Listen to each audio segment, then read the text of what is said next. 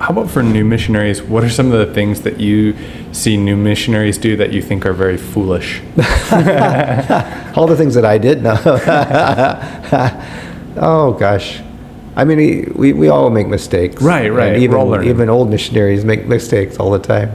But I think, I don't know. I guess one trend that I've seen, and it's a trend. It's interesting. I don't think it's necessarily a trend just in missions. I think it's a trend in our culture, in that perhaps the younger generations are less long-term thinkers, and they want to accomplish things very short and quick, and they're very transient. So even in the career world, you see them looking for that get-rich-quick thing. I'm going to be the next Bill Gates by the time I'm 30. But and job-wise, they tend to move around from job to job. Always the grass is always greener on the other side. Kind of thought. And I'm not sure that's always healthy. There may be some good to that as well. But I mean, if I'm a baby boomer, and the generation before me, the World War II people, they were like what they call that, the bootstrapper generation. They were like, they would never been outside the U.S. and they were signing up for the next 40 years to go to China, and they did it, and they just committed and they did it. Like missionaries, you mean? Yeah, I'm talking about missionaries now, but yeah.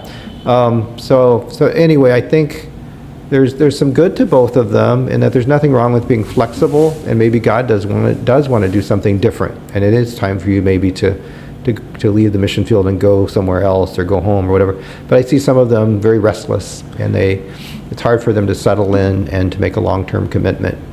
And so just encourage them to think about that, and be open to that anyway, if God has it for you, that maybe, because there's a real benefit. There's a real benefit for sticking around, for 15, 20 years, at least. You're still learning so much, in your first, not only the language and the culture, but just how to do things here, how to live here, and it takes a long time before you kind of get into the groove. Yeah. Well, it's so funny because I remember reading a pamphlet from OMF that was talking about how as for Westerners going into an Asian culture, 10 to 20 years is what you're looking at to really start being effective and really understanding culture and stuff. I thought, what? That's forever. Why can't I just speak English? Come on.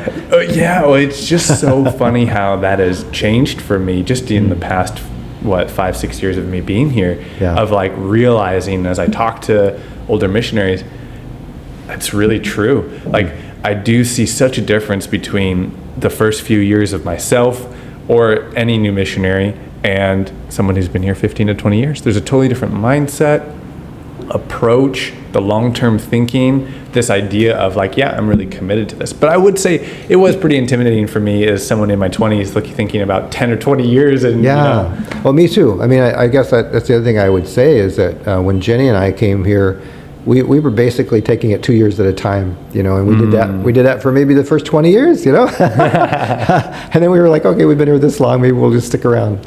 But 2 years, but I mean, just being open to it though. Yes. And not letting yourself get easily discouraged, because bad things are going to happen along the way, and discouraging things. And I can think of some really discouraging things that happened, along the way. Where it just looked like, why am I even here? Life just seems kind of without purpose. That if I'm just here and this happens, had a really bad year or whatever. What is it? Maybe like people falling away from the faith, or yes, what? A lot of because I kind of mentioned how Cambodians can come to the Lord with these motives, and so. I mean, ministry in Cambodia, sometimes we call it the church has a revolving door. People are coming in, but they're leaving almost as fast as they're coming in.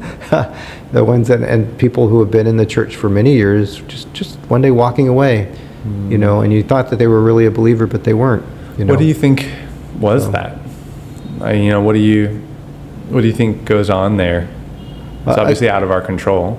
Yeah. No, again, I think that they didn't genuinely understand the exclusivity of God and the gospel. and in their minds, well, there's a couple different things I think that go on in Cambodia context anyway.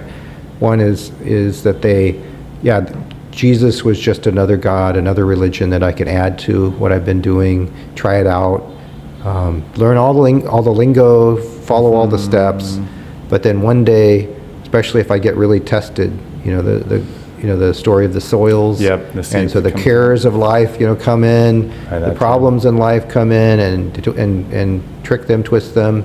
Satan plucks that seed out of their heart, and that can sometimes happen quite a ways down the road. And the other thing I think is also what we sometimes have called, rice Christians or NGO Christians in Cambodia, but people who, because Christians help, and it's a good thing, but there are people who sort of play the game to get the help. They're not the ones that generally stay a long time, though. But they can stay around for a few years.